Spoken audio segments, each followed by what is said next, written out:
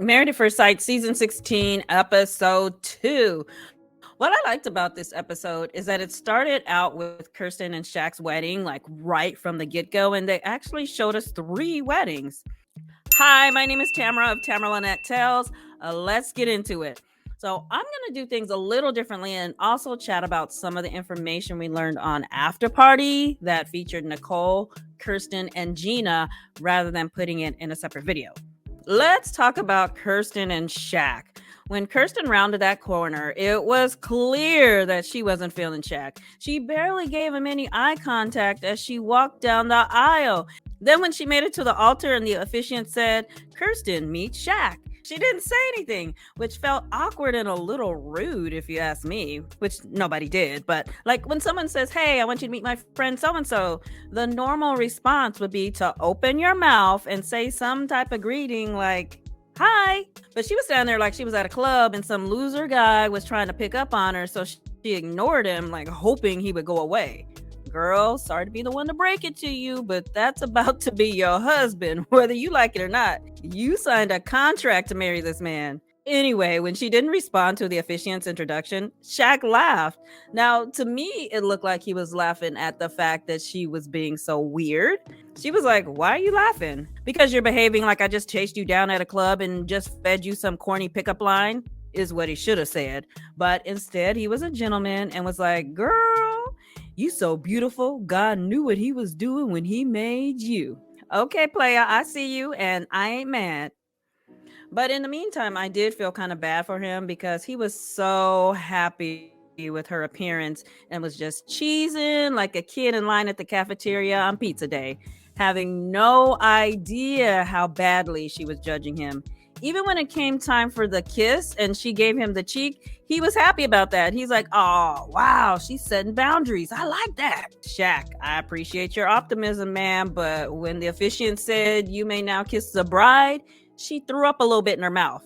That's why she had to turn her cheek. On After Party, she straight up said that she didn't want to kiss him because she wasn't attracted to him.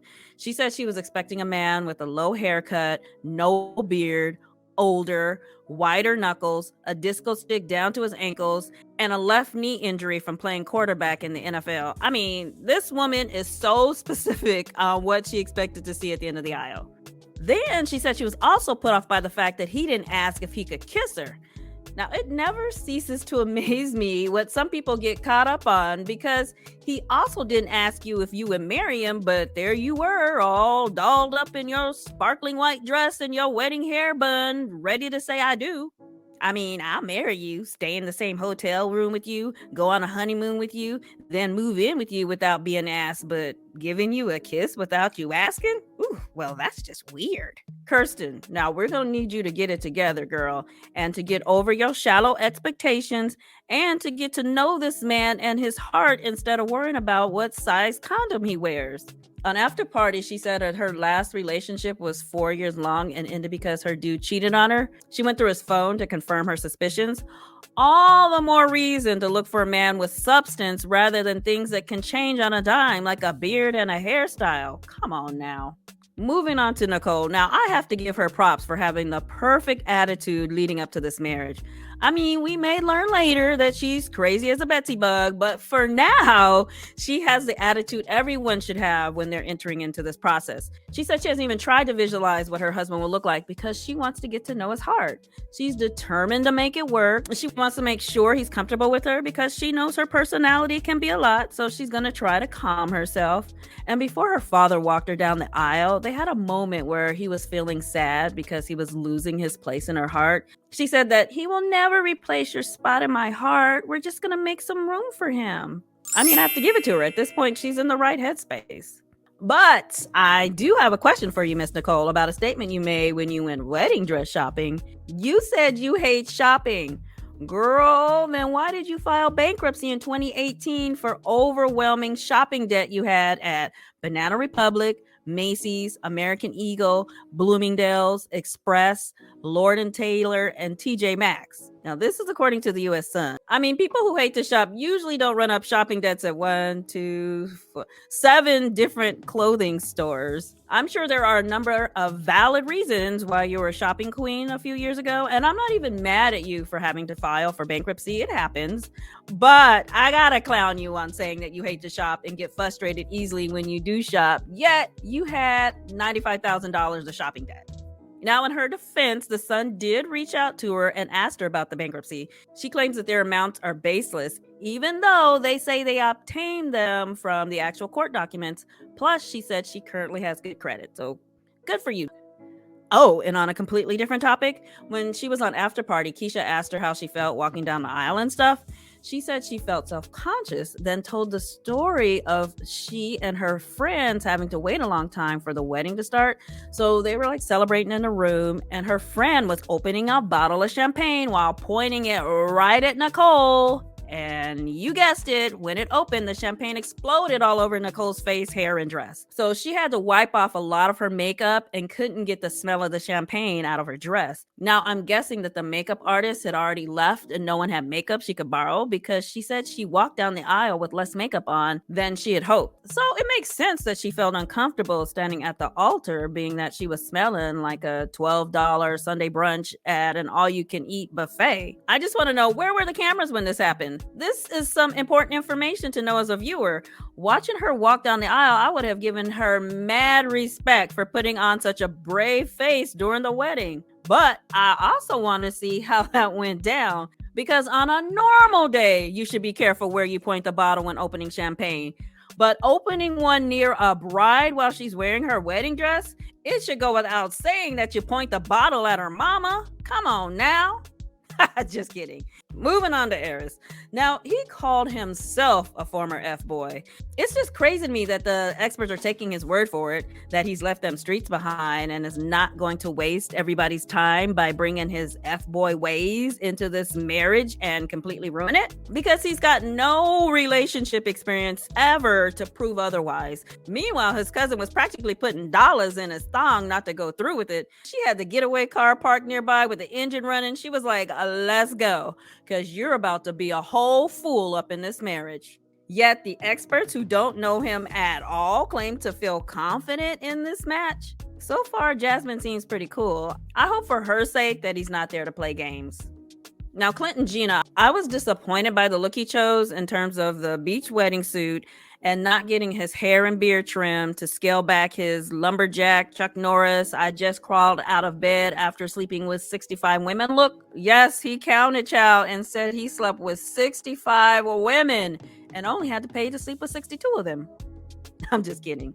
Anyway, this was him before the wedding day, looking like he was gonna grab a bite to eat out at a restaurant. And this is him the day of the wedding, looking like he's gonna grab a bite to eat at a restaurant. I don't know, maybe it's just me, but I think he could have put a little more effort in. Anyway, Gina was a gorgeous bride, and it looked like her mom was trying to make it a double wedding because she had on a wedding dress too. She was like, married at first sight? Shoot, let me put on my gown just in case someone wants to marry her mama at first sight. Get it, mama. Now, their wedding was a normal MAFS wedding until the officiant asked Gina for the ring.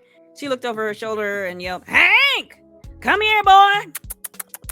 I was thinking, as much production that goes into the show, they couldn't have someone lead him down the aisle on cue rather than having the bride scream to the other room. But what saved it is that her dog was so adorable and well behaved. However, on After Party, she said she gave the dog some drugstore medication so he'll be calm. Girl, you may want to pour a little bit of that in Nicole's champagne to help a sister out next time. Now, on After Party, she had plenty to say about that day. If you recall, After Party is taped after Decision Day, so they pretend to chat as if these experiences just happened yesterday.